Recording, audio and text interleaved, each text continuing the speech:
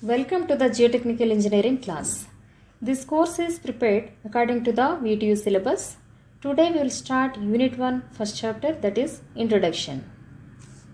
As we know, for all the civil engineering structures, either it is a building or bridge, finally the load will be transferred to the soil below it.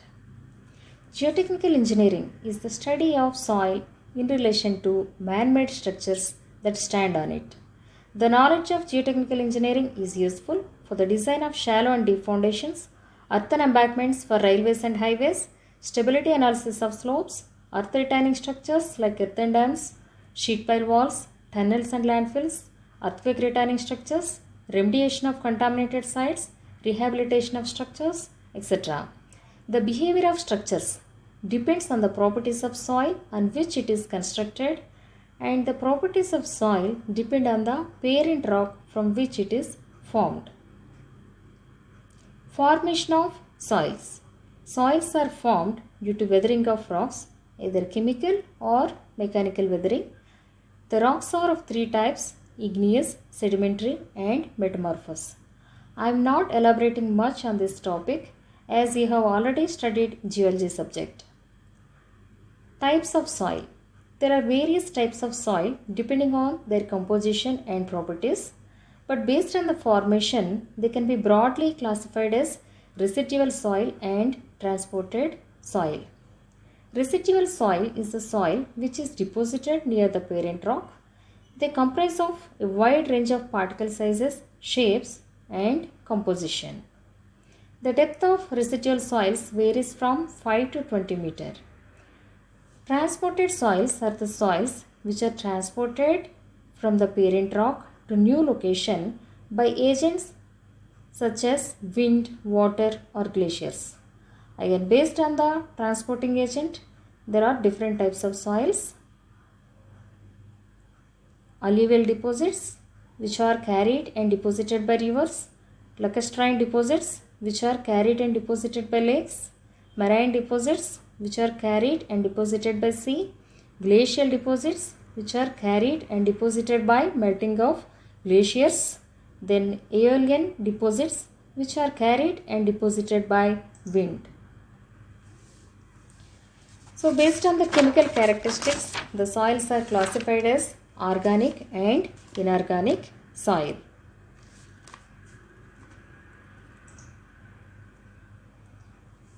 If you take a glass of water and add a spoon of sugar, there will not be any change in the volume of water. So what is happening to the extra volume of sugar? Where it is going? The sugar particles occupy the air spaces in the water. If we keep adding the sugar to the water, at a certain point the volume starts increasing. At this point it is called saturated water. That means all the air spaces in the water are replaced by sugar particles. Further addition of sugar causes increase in the volume of water. Similarly, if we observe the soil mass, it contains some spaces called voids in it. Those voids are occupied by either with water or air or both. If we separate all the three components, that is solids, water and air, and arrange them into layers, such representation is called phase diagram. So here V is the total volume of soil, Vs represents volume of solids, Vw represents volume of water, Va represents volume of air. Then total weight of soil is represented with symbol W. Ws represents weight of solids, Ww represents weight of water, Wa represents weight of air. In geotechnical engineering, weight of air is neglected, whereas volume of air is considered. The air and water spaces together called as voids, which is represented with Vv, volume of voids. So the total volume of soil equal to volume of solids plus volume of water plus volume of air. whereas total weight of soil W equal to weight of solids plus weight of water.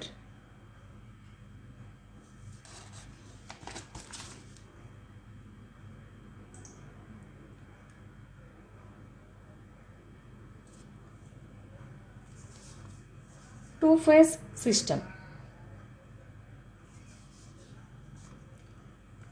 So if you take the dry soil, here you can see only two phases, solids and air. So here the three-phase diagram is changed to two-phase diagram.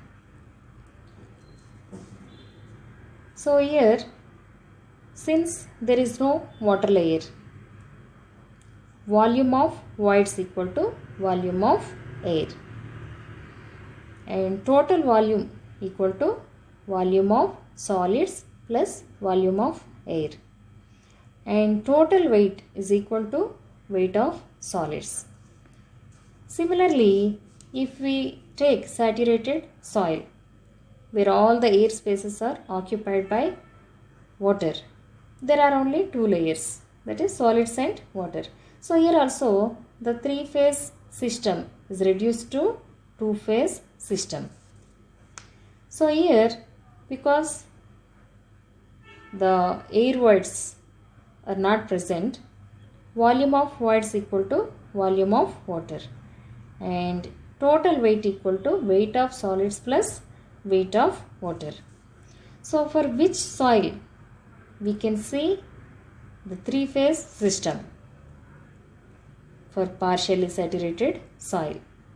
Now let us see the basic terminology in geotechnical engineering.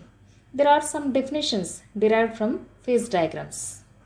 In that, first one is void ratio, which is represented with small e. Void ratio is the ratio of volume of voids to the volume of solids, and the range is, you can write it is greater than 0, but sometimes it can be greater than 1 also. The next term is porosity, represented with symbol small n. It is the ratio of volume of voids to the total volume, and the range is 0 to 100%. There is an interrelationship between void ratio and porosity. If you know the void ratio, you can find the porosity, or if you know the porosity, you can find the void ratio. N equal to E by 1 plus E and E equal to N by 1 minus N. The next definition is degree of saturation, represented with symbol S. It is the ratio of volume of water to the volume of voids, and the range is from 0 to 100% or 0 to 1. If the soil is dry, then volume of water is 0. So in that case, the degree of saturation will become 0. And if the soil is fully saturated, then volume of voids will become volume of water, and this ratio will become 1. So degree of saturation is 1 or 100%. Next definition is air content. It is the ratio of volume of air to the volume of voids. So this volume of air by volume of voids. Volume of air, you can write volume of voids minus volume of water, and then you will get 1 minus volume of water by volume of voids. Volume of water divided by volume of voids is nothing but degree of saturation, so that you can write air content equal to 1 minus degree of saturation, and the range is from 0 to 1. So if the soil is dry, then volume of voids is equal to volume of air. In that case, air content will become 1. And if the soil is fully saturated, where volume of air equal to 0, the air content will become 0. Percentage air voids. It is the ratio of volume of air to the total volume of soil. So this equation you can multiply and divide with volume of voids, and this volume of air by volume of voids is nothing but air content, and the volume of voids divided by total volume is the porosity. So you can write percentage air voids equal to porosity into air content. and this value ranges from 0 to n, that is porosity. So if the soil is dry, then the percentage air voids will become porosity, and if the soil is fully saturated, then percentage air voids equal to 0. The next definition is water content. Water content is the ratio of weight of water to the weight of solids, and the range is greater than 0 because sometimes it can be greater than 100 also. Unit weight of soil. There are different types of unit weights. Basically, you should know the difference between density and unit weight of soil. Density is the ratio of total mass of soil to the total volume of soil, whereas unit weight of soil is the ratio of weight of soil to the volume of soil. So when you multiply the density with 9.81, you will get the unit weight of soil. So there are different types of unit weights for soil based on the state of soil. So first one is bulk unit weight. Bulk unit weight is the ratio of total weight of soil to the total volume of soil, including the voids. And dry unit weight is the ratio of weight of solids to the total volume. Then unit weight of solids is the ratio of weight of solids to the volume of solids. So which one is constant now? For a given soil, volume can vary depending on the denseness or depending on the denseness of soil, it can vary, but volume of solids is always constant. So unit weight of solids is constant for a given soil, whereas dry unit weight is not a constant. Then saturated unit weight of soil. It is the ratio of weight of saturated soil divided by total volume. Then submerged unit weight of soil. It is the ratio of submerged weight of soil to the total volume. So submerged unit weight of soil you can find from the saturated unit weight. When you subtract the unit weight of water from the saturated unit weight, you will get submerged unit weight. So what is this unit weight of water? It is the ratio of weight of water to the volume of water. This value is constant. It is the 9.81 kilonewton per meter cube.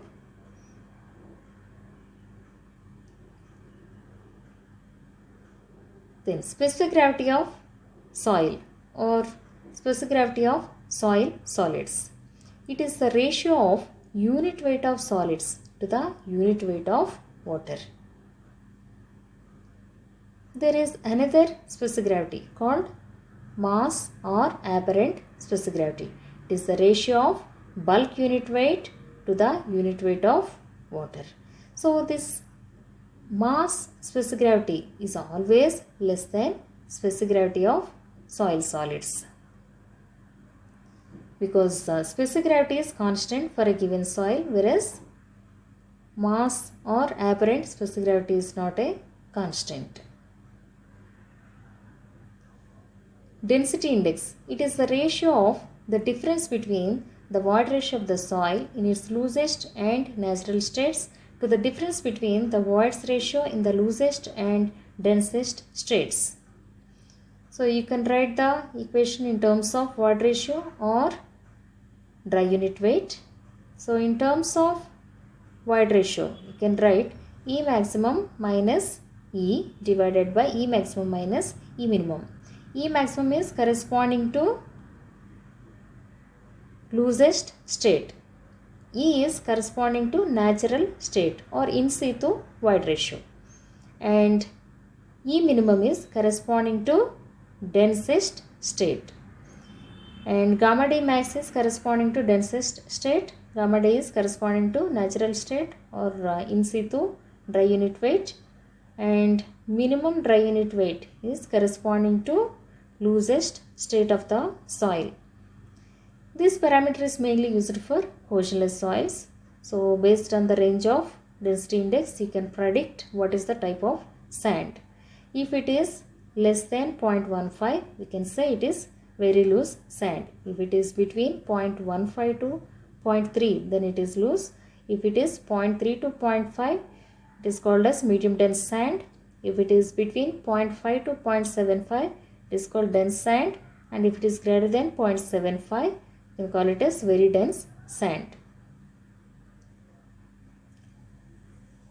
Now let us see the interrelationships among the basic terms. In that, first one is Sc equal to Wg. S is the degree of saturation, E is the void ratio, W is the water content, and G is the specific gravity. So what is degree of saturation?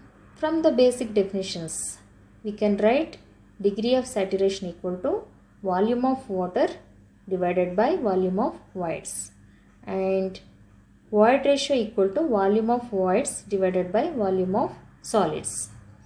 So this volume of voids will get cancelled, and then you will get volume of water divided by volume of solids. So volume of water,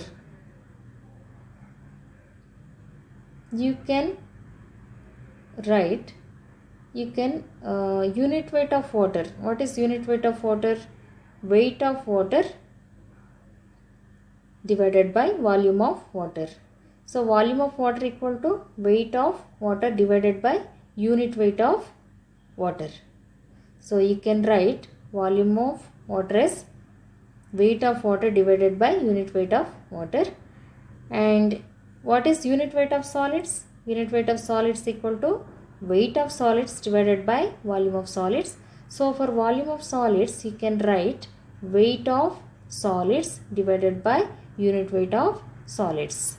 So if you write those values, then you will get weight of water divided by weight of solids multiplied by unit weight of solids divided by unit weight of water. So what is weight of water by weight of solids? Is nothing but water content, and unit weight of solids divided by unit weight of water is nothing but specific gravity of soil. And next derivation is bulk unit weight of soil. So the equation for bulk unit weight is given as G plus Sc into gamma W by 1 plus E. G is the specific gravity of soil, S is the degree of saturation, E is the void ratio, gamma W is the unit weight of water, and E is the void ratio. So how to prove this equation? We know that bulk unit weight equal to total weight of soil divided by total volume of soil. So this total weight, we can write weight of solids plus weight of water. Similarly, for total volume, we can write volume of solids plus volume of voids. So if you take volume of solids common, we can write 1 plus Vv by Vs. So what is Vv by Vs? It's nothing but void ratio. If you take out the 1 plus E out of this equation, you can write weight of solids divided by volume of solids plus weight of water divided by volume of solids. So again, from the basic definitions, where unit weight of water equal to weight of water by volume of water, and unit weight of solids equal to weight of solids by volume of solids, you can write equations for weight of water and weight of solids. If you substitute these values in the equation, you will get gamma S. Here directly we know that weight of solids divided by volume of solids is unit weight of solids, and in place of weight of water, you can write volume of water multiplied by unit weight of water. Then in place of volume of solids, we can write weight of volume of solids multiplied by unit weight of solids. Then if you take specific gravity equal to unit weight of solids by unit weight of water, you can write unit weight of solids equal to specific gravity multiplied by unit weight of water. So now you can write, in place of unit weight of solids, you can write G gamma W plus, and in place of gamma W, if you take out, then here you can write you can multiply and divide with Ws, so that you will get the equation like G gamma W plus SE into gamma W. So you will get the equation for bulk unit weight G plus SE into gamma W by 1 plus E.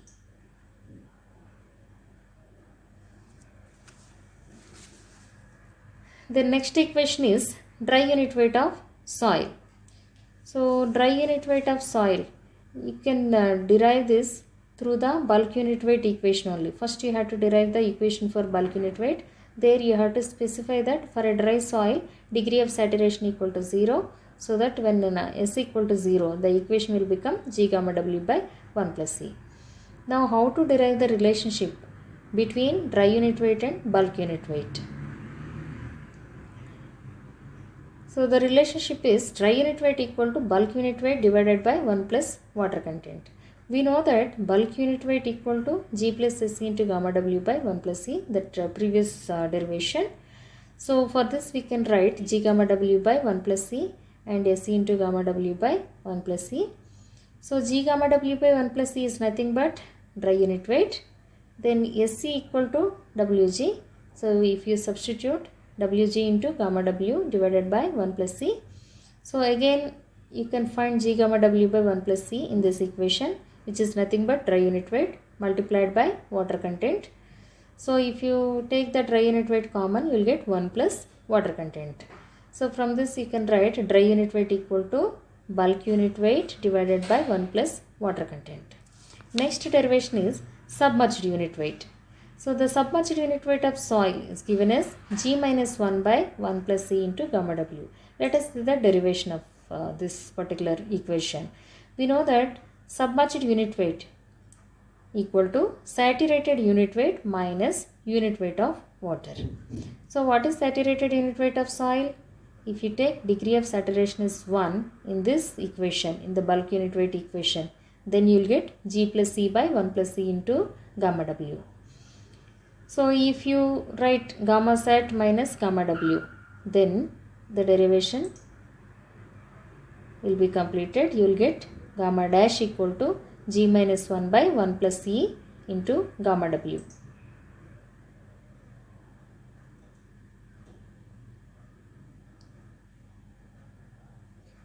Next derivation is dry unit weight of soil in terms of percentage air voids. Gamma D equal to 1 minus eta A G gamma W by 1 plus Wg, where eta A is the percentage air voids. So how to derive this equation? We know that total volume of soil equal to volume of solids plus volume of water plus volume of air. If we divide this equation with total volume, then we will get 1 equal to volume of solids divided by total volume plus volume of water divided by total volume plus volume of air divided by total volume. So what is volume of air by total volume? Is nothing but percentage air voids. So if you send it to the left side, you will get 1 minus eta A equal to volume of solids divided by total volume plus volume of water divided by total volume. Again we can write this volume of solids and volume of water in terms of unit weight of water and unit weight of solids. So if you substitute those values, you will get Ws by gamma S into V plus Ww by gamma W into V. So what is this weight of solids divided by total volume? It's nothing but unit weight of, it is a dry unit weight divided by gamma S is nothing but G gamma W plus weight of water divided by, you can multiply and divide with weight of solids, then this volume will remain same and this unit weight of water will be there. So this weight of water divided by weight of solids is nothing but water content. Then weight of solids divided by total volume is nothing but dry unit weight, and this unit weight of water will remain same. So if you take gamma D by gamma W common, you will get 1 plus Wg by G. So you can write 1 minus eta A G gamma W equal to gamma D into 1 plus Wg. So that from this we can write dry unit weight equal to 1 minus eta A G gamma W by 1 plus Wg. There are some volume relationships when the soil is in different states. We know that total volume of soil is the sum of volume of solids and volume of voids. If you take volume of solids common, then we can write 1 plus volume of voids divided by volume of solids. What is volume of voids by volume of solids? This is nothing but void ratio. So we can write total volume of soil equal to volume of solids into 1 plus void ratio. So if you volume of solids is constant for a given soil, but void ratio changes with the state of the soil. If it is in loose state, void ratio will be more, and if it is in the dense state, the void ratio will be less. If we take two conditions of soil corresponding to two different states, say loose and dense states, their corresponding volumes are V1 and V2 and void ratios are E1 and E2. Then we can write V1 equal to Vs into 1 plus E1 and V2 equal to Vs into 1 plus E2. So if you take the ratio, then you will get Vs equal to V1 by 1 plus E1, which is equal to V2 by 1 plus E2, because volume of solids is constant. So you will get a ratio like this, V1 by V2 equal to 1 plus E1 by 1 plus E2. So using this equation, you can calculate the volume of soil corresponding to a different state of void ratio. If you know the volume corresponding to one state, then you can estimate the volume of soil, the same soil corresponding to a different state, knowing their void ratios. Similarly, if you take the dry unit weight for those two states, then you will get G gamma W by 1 plus E1 and G gamma W by 1 plus E2. So if you take the ratio gamma D2 by gamma D1, you will get 1 plus E1 by 1 plus E2. So therefore you can write V1 by V2 equal to 1 plus E1 by 1 plus E2, which is equal to gamma D2 by gamma D1. So this relationship you can use only for the same soil. If the soil is same but it is existing in different states, then only you can use these relationships. Otherwise, if the soil is different, you cannot use this relationship.